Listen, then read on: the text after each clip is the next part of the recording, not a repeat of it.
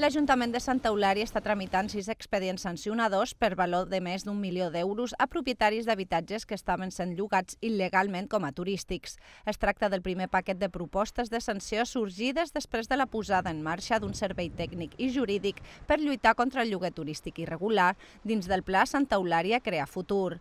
Les sancions van per la via urbanística, ja que s'ha pogut comprovar que estaven fent una activitat turística per la que no tenien tramitat el canvi d'ús de residencial a turístic.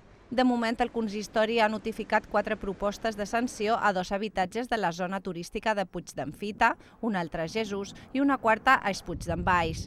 A més, el Departament d'Urbanisme i Activitats en té 2 més pendents de completar la informació per a la seva obertura, una a Sant Carles i una altra a Puig d'en Fita.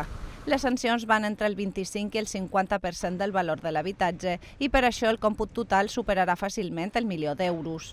S'ha de destacar que l'equip de govern portarà al pròxim ple municipal l'aprovació inicial de la modificació puntual número 22 de les normes subsidiàries. L'objectiu és aclarir la definició del concepte d'ús residencial turístic en la modalitat de lloguer de vacances, per així facilitar l'obertura d'expedients sancionadors.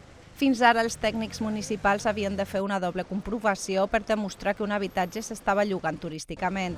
Quan entri en vigor aquest canvi normatiu, serà necessària únicament una inspecció per acreditar l'activitat irregular.